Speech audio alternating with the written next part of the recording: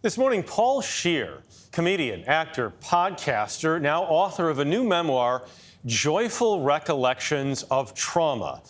You may have seen Scheer on FX's long-running comedy, The League, or more recently, Black Monday on Showtime.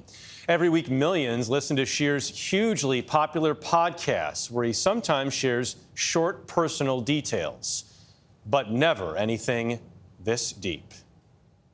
This book definitely shares a bunch of stories that I have maybe told in an anecdote, but never really told the full story. Paul Scheer grew up an only child outside New York City, obsessed with celebrities. Then and now, a self-proclaimed fanboy. This is my autograph collection here. I talk about this in the book a little bit. This is the joy That's Marky Post. in Joyful Recollections of Trauma. The Iron Sheik Yeah, you have in here. This is the David Letterman, Bob Newhart. Best celebrity encounter of all time. For me, was Christopher Walken. This is my Christopher Walken autograph that he gave me after our meeting. it. And if you notice, it is on a prescription thing. My dad is a pharmacist, so I didn't have an autograph book. I had his prescription pad, so Vicodin on the back. Scheer's carefully cataloged, if not downright hoarder-esque garage, is an archive of a life spent devoted to entertainment, consuming it Billy Joel, my first concert. Oh. There it is. and creating it. This is really the piece de resistance of my collection. This is an actor, John Funk, is my stand-in. He gave me his resume of all the people, so I'm happy that I'm on it, right there. These are all the bald actors that he stands in for. Yeah. This is a good list to be on. Patrick Stewart, Jonathan Banks, Kingsley, Alan Arkin. J.K. Simmons, Ed Harris. I mean, Wow. it's a who's who of bald men. I told you about my old writing partner who fired me for being a hack and a sellout.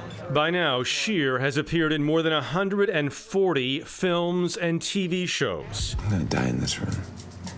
It is a distinct possibility.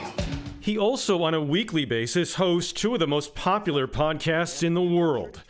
How Did This Get Made?, which takes a look at really bad movies, and Unspooled, which takes a look at really good ones. Hello, people of Los Angeles! As a performer, Scheer often comes across as innocent and charmingly goofy. There is a whole lot more buried underneath. Your stepfather strangled you over a game of Monopoly. That is true, yeah.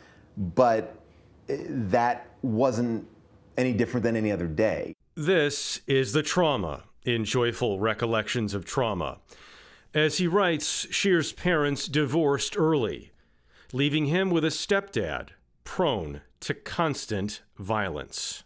That was the hardest thing in writing this book, is trying to explain like how normalized it was. It's not like, For the abuse. yeah, the abuse was to me just an everyday occurrence. And so I think what really affects me now, and looking back at it, is how close I came to something worse happening. You know, I'm very lucky that I didn't get more hurt.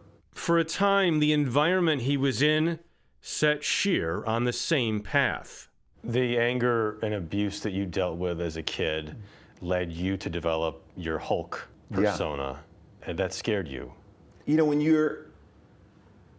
you are living in a house where violence can happen very unexpectedly, you have to fight back. So I didn't see it at first as anything more than me being prepared to fight, because at a certain point I realized I don't have to be the victim to this. I don't have to just submit. What I forgot was the outside world is not the same as what was going on in my house. And I didn't know how to turn that off. So everybody that I met, everybody that Was a kind of confrontation. triggered, I was ready to throw down at a moment's notice. I felt like I was a bully. I wanted to stop being a bully, so I just cut it off. And then when I went to therapy, I started to understand oh, I've cut off a whole part of my personality. Scheer also discusses his attention deficit hyperactivity disorder, something that really struck his wife, actress June Diane Raphael. And it's funny because reading the ADHD chapter is all about Paul moving and having ADHD, and I think I really always want him to be still.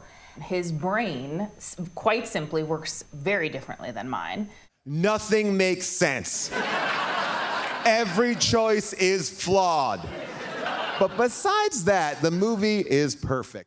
Together, the couple co-host How Did This Get Made, along with actor and comedian Jason Mantzoukas. I have so much to say about... But I also have nothing to say and as well. very little.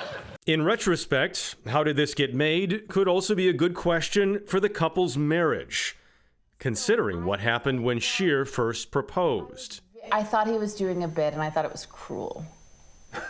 Why did you up the proposal so badly?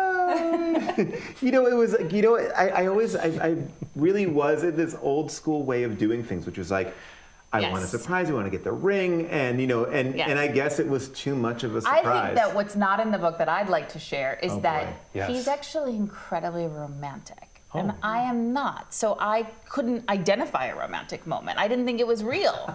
But more than anything, I think that when people meet Paul, every friend of his would say this, and I'll say it too, like, he uplifts people and brings so much joy to people's lives. And I think that does come from not having had that love and attention, and having had so many adults fail him.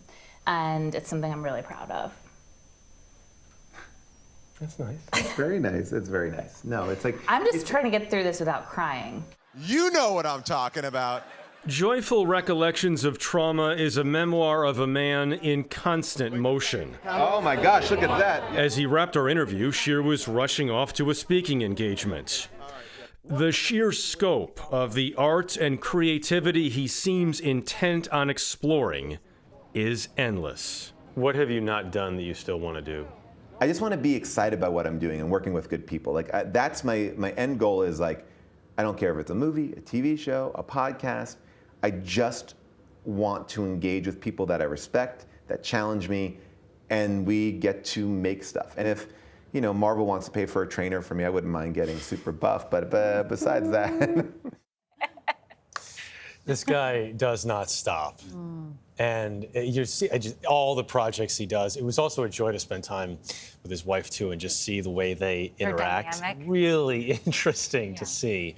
But he's just, just a fun guy to spend time with. And true love there. You could really see that in your interview. That was really special. They said it's felt like one long continuous first date. 20 years together, because they're still getting to know each other, as they say. And they have a great dynamic between them. What I found really fascinating about the story, too, is how heartfelt and how sincere he seems and all that he's done, and how much self-reflection he's also done along the way. He's still coming to terms with himself. I mean, aren't we all? Yes. To a certain extent. And he's processing that, and part of the way he does that is with this book.